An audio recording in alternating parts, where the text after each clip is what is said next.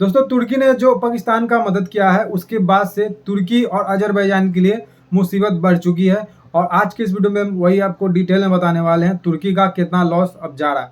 दोस्तों आपको पता होगा तुर्की और अजरबैजान से भारत 2024-25 के फरवरी महीने तक जो व्यापार है 2.84 अरब डॉलर का करता था इंपोर्ट भारत जो तुर्की और अजरबैजान से। कुल जीडीपी का भारत का 0.5% का था, मतलब कि ये कुछ भी नहीं था। और एक्सपोर्ट जो है 2024-25 में 5.2 बिलियन यूएस डॉलर का करता था, जो कि भारत का जीडीपी का खुद 1.54% का है, जो कि ठीक है। ज़्यादा कोई खास भारत को ना ही नुकसान ना ही मुनाफा होगा, कोई भी ज़्यादा चीज़ नहीं होगा भारत को। और ऐसा नहीं है कि भारत के व्यापारियों को नुकसान नहीं है, भारत के व्यापारी को नुकसान है, लेकिन भारत के व्यापारी खुद कह रहे हैं कि हमको ट्रेड नहीं करना है किसी भी तुर्की के सामान के साथ या फिर अजरबैजान के साथ।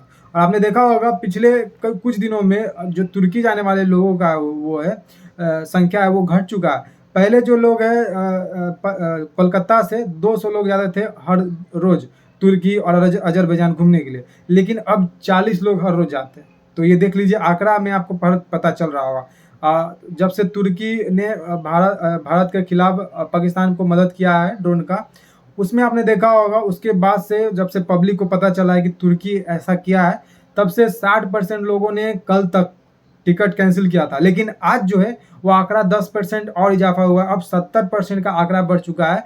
तुर्की जाने वाले लोगों का जो कैंसिलेशन है वो 70% बढ़ चुका है। और जितने भी कंपनियां हैं जो कि टिकट बुक करते हैं हॉलीडे के लिए, उन कंपनियों के द्वारा खुद बोला जा रहा है कि आप तुर्की ना जाकर अजरबैजान ना जाकर आप चल जाइए सोमालिया चल जाइए या फिर रसिया चल जाइए, कोई और देश में चल जाइए, लेकिन तुर्की और अजरबैजान में नहीं जाइए। ये कंपनी वाले बोल रहे हैं, बड़े बड़े कंपनी है, एविएशन जो मार्केट है वहाँ पे बोला जा रहा है। और टोटल 100% टिकट का रिटर्निंग है, ऐसा नहीं है कि कोई सर्विस चार्ज बोलकर काट दिया जा रहा है, 100% टिकट रिटर्निंग भी हो रहा है। आपने देखा होगा म्यूजिक के साथ क्या हुआ था।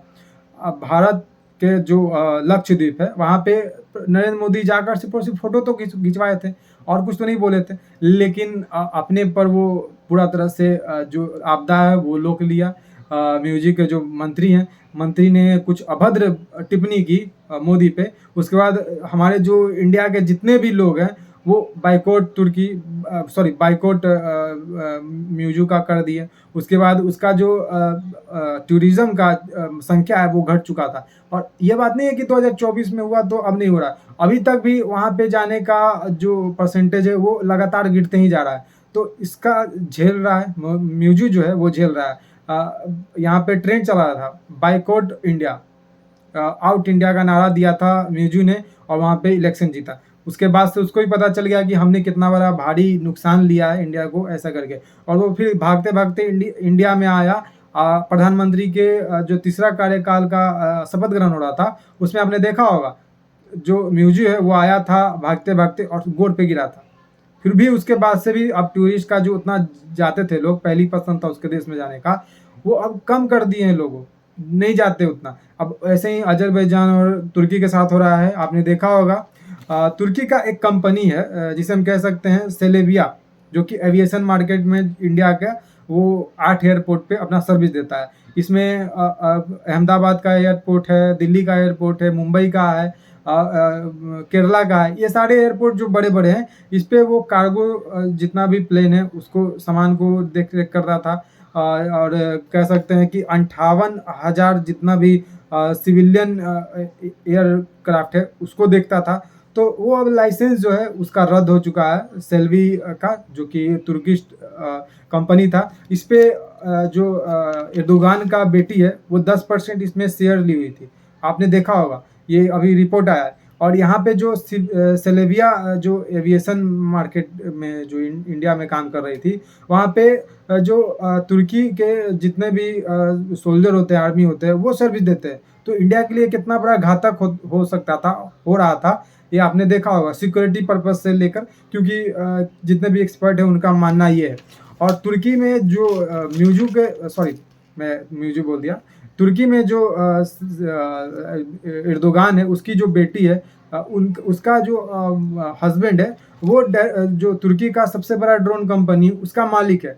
तो देखिए डायरेक्ट एर्दोगान कैसे चालबाजी के साथ कैसे इंडिया का मतलब ख़त्म करना चाहता है। और तुर्की यानी आपने देखा होगा, तुर्की में हम लोग ने पहला ऑपरेशन चलाया था, ऑपरेशन दोस्त 2023 में, उसमें बहुत बड़ा भूकंप आया था। तब इंडिया ही पहला ऐसा देश है जो कि तुर्की का मदद किया था। 100 बिलियन सामान 100 बिलियन सामान उसको दिया था।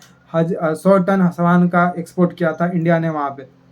दवाई का मटेरियल हो या फिर हॉस्पिटलाइज जो भी इक्विपमेंट है वो दिया। तो इंडिया ने ये ऑपरेशन दोस्त चलाकर मदद किया। उसके बाद से पीठ पीछे छुरा हुआ।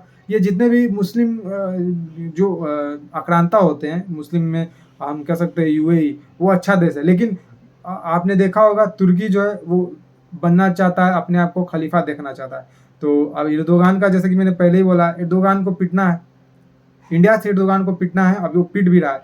ये एक थप्पड़ मारना या बेइज्जती करना, ये पिटना नहीं होता है। अब शांतिपूर्वक भी पिटना होता है। जैसे कि इंडिया के जितने भी ट्रेडर्स हैं और जितने भी जो लोग हैं और पब्लिक है जो घूमने जाते हैं, उन्होंने बायकॉट कर दिया है। अभी बायकॉट चल रहा है। दिल्ली में आज ही एक मीटिंग हुआ है, बिजनेस मीटिंग कुछ हुआ है। तो वहाँ पे तुर्की पे फैसला हुआ है कि तुर्की का कोई भी सामान को हम नहीं लेंगे, नहीं उससे बिजनेस करेंगे। तो ये बहुत बड़ा एक चीज़ है, लोगों का एक मुहिम चल रहा है। जैसे कि मैंने बोला कि इंडिया में हमारे सोल्जर कितने बड़े ये हम जानते हैं, लेकिन उन्होंने एक बार फिर से साबित किया है ऑपरेशन सिंदूर चलाकर। लेकिन अब हमारी बारी है कि हम इंडिया के अंदर होते हुए कैसे करते हैं। बॉर्डर पर हमारे जवान ने बता दिया है, लेकिन हमको कैसे जवाब देना है ये अब हम यहाँ से तय करेंगे। और तुर्की और अजरबैजान जो भी लोग जाते हैं, प्लीज़ मत जाइए। तुर्की से हम लोग जो जितना भी सामान खरीदते थे, मैं आपको डाटा बताऊं तो हम पावर रेजिस्टेंट टरबाइन जो है वो 311 मिलियन यूएस डॉलर का खरीदते थे। केमिकल एंड प्लास्टिक गुड्स जो है वो खरीदते थे 219 मिलियन यूएस डॉलर का। आर्टिफिशियल गुड्स खरीदते थे 185 मिलियन का। मैकेनिकल इक्विपमेंट भी खरीदते थे 168 बिलियन यूएस डॉलर का। नॉनवेज एंड डायरी प्रोडक्ट जो है हम लोग खरीदते थे तुर्की के साथ 149 मिलियन यूएस डॉलर का। अब हम बात करते हैं भारत क्या तुर्की को बेचता था। भारत जो है इलेक्ट्रिक इक्विपमेंट बेचता था तुर्की को 2.75 बिलियन यूएस डॉलर का। और ट्रांसपोर्ट इक्विपमेंट जो है 949 मिलियन यूएस डॉलर का। केमिकल प्रोडक्ट 528 मिलियन का। और रबर एंड प्लास्टिक जो है वो हम 100 बिलियन यूएस डॉलर का ये बेचते थे तुर्की को। तो यहाँ पे भारत को भी नुकसान है और तुर्की को तो भारत से ज़्यादा नुकसान है। भारत को कुछ घंटा फर्क नहीं पड़ता है, 1% या 2% का ये होगा। लेकिन तुर्की को बहुत ज़्यादा परसेंटेज घाटा लगा है, क्योंकि आपने देखा होगा तुर्की में अगले साल 2024 में जो टूरिस्ट है वो 3,30,000 के करीब गए थे। 3,30,000 के करीब टूरिस्ट 2024 में गए थे। और इससे उसने जो बिजनेस किया था 400 मिलियन यूएस डॉलर का। ये सिर्फ और सिर्फ टूरिस्ट जो है वो गए थे वहाँ पे ट्रांसपोर्ट से इधर से उधर गए होंगे, इस सिटी से उस सिटी में तुर्की में, कुछ खाए पिए होंगे, वो अलग है। सिर्फ और सिर्फ आने जाने का मैं बोल रहा हूँ, ट्रांसपोर्ट का सिर्फ और सिर्फ 400 मिलियन यूएस डॉलर का तुर्की में इन्वेस्ट किया था टूरिस्ट लोगों ने घूमने के लिए सिर्फ। और वहाँ पे खाए पिए, राइड किए, सवारी, ये सब चीज़ का तो अलग होगा। तो तुर्की जान रहा होगा कि हम भारत से जो हम कह सकते हैं डायरेक्ट पंगा लेके वो अच्छा काम नहीं किया। तो तुर्की बहुत अच्छे तरीके से ये जान रहा होगा। और जो अजरबैजान है वो आपने देखा होगा 2019 या 20 तक हम लोग जो है जो अजरबैजान है वो हम लोग जाते थे करीब से 20 से 30 हज़ार लोग जाता था। लेकिन अब 3 लाख, 2 लाख, 2.5 लाख के करीब लोग जाते थे। देख सकते हैं आप कितने परसेंटेज का इजाफा हुआ अजरबैजान में। तो यहाँ पे अजरबैजान और तुर्की दोनों ही अपने पैरों पर कुल्हाड़ी मारा है। ये लोग गधे के बच्चे हैं। अच्छे खासे देश का विकास हो रहा था, यहाँ पे इनका अब ये सारा कुछ नहीं चलेगा। और भारत ने जो साफ क्लियरिटी ये कह दिया है। और तुर्की में जो भी फिल्म और कुछ शूट करते थे बॉलीवुड के लोग, वो कुछ प्रोडक्शन कंपनी ने बोला है कि अब तुर्की जाकर हम शूट नहीं करेंगे। तो बहुत ज़्यादा नुकसान जो है वो तुर्की को है। भारत को घंटा फर्क नहीं पड़ता, मैं फिर से एक बार कह रहा हूँ, लेकिन तुर्की को बहुत ज़्यादा नुकसान है। टूरिस्ट जो लोग जाते थे जाते ही थे, लेकिन तुर्की में सामान भी हम लोग बेचते थे और वो लेता था ये भी। और उसके बाद हम तुर्की में अपना इन्वेस्ट जो किए हुए वो अलग है।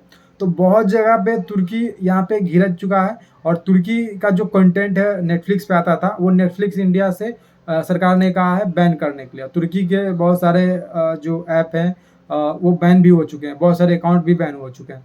तो यहाँ पे ये जो स्ट्राइक है, डिजिटल स्ट्राइक चल रहा है, पब्लिक स्ट्राइक चल ही रहा है, लेकिन डिजिटल स्ट्राइक भी अब चल रहा है। ये जोरों पे तुर्की एविएशन मार्केट जो चलाता था हमारे 8 एयरपोर्ट पे, वहाँ पे हम लोग तुर्की को निकाल चुके हैं, मैंने जैसा कि आपको बोला। तो आने वाले दिनों में देखेंगे तुर्की से हम लोग क्या-क्या जो खरीदते थे, लेते थे, वो पब्लिक तो यहाँ तक यही बोल रहे हैं कि तुर्की पे पूरा तरह से बैन किया जाए, कोई भी सामान लेने और देने का। तो ये आने वाले समय में देखेंगे क्या होता है, लेकिन जो भी होगा तुर्की को बहुत बुरा खामियाजा इसका भुगतना पड़ेगा, क्योंकि एक तरफ हम ऑपरेशन दोस्त चलाते हैं और दूसरे ही तरफ वो हमारे पीठ पे खंजर भोंक देता है। आपने देखा होगा तुर्की ने क्या किया, पाकिस्तान के नेवी को एक कह सकते हैं मॉडर्नाइज कर रहा था भारत के खिलाफ। तुर्की ने जो पाकिस्तान के नेवी को वो युद्ध अभ्यास करवाया वार के दौरान। तो ये सारा कुछ चल रहा था, तो पब्लिक देख रही थी, सरकार भी देख रही थी, दुनिया भी देख रही थी, और दुनिया ये भी देख रही थी कि कितना बड़ा दोगला देश ये है। और अभी-अभी आपने देखा होगा पाकिस्तान के सोशल मीडिया, पाकिस्तान की आर्मी, पाकिस्तान का जितना भी सरकार में लोग हैं, वो कह रहे थे कि भारत को हमने नुकसान किया है और पाकिस्तान को कुछ नुकसान हुआ ही नहीं, और लेफ्टिस्ट मीडिया भी ये कह रहा था। लेकिन अब कह सकते हैं मजबूरन ही लेफ्टिस्ट मीडिया को मानना पड़ा कि भारत ने जो किया है बहुत बुरा किया है पाकिस्तान के साथ। पाकिस्तान बहुत सालों पीछे चला गया है और पाकिस्तान का ये एयरबेस तबाह हुआ है। और जो वहाँ के प्रधानमंत्री सो कॉल्ड पपेट है शहबाज शरीफ, ये मान भी चुका है कि उसका चकलाला एयरबेस या नूर खान एयरबेस ये तबाह हुआ है 2 बजे दरमियानी रात में, जो शहबाज शरीफ है वो खुद स्वीकारा है। तो ये अब जो पाप है धीरे धीरे बाहर निकल रहा है, तो आना चाहिए, अच्छा बात है। और आप कमेंट करके बताइएगा कि आपको वीडियो कैसा लगा यहाँ तक, और आप क्या सोचते हैं इसके बारे में। जय हिंद, वंदे मातरम, जय श्री राम।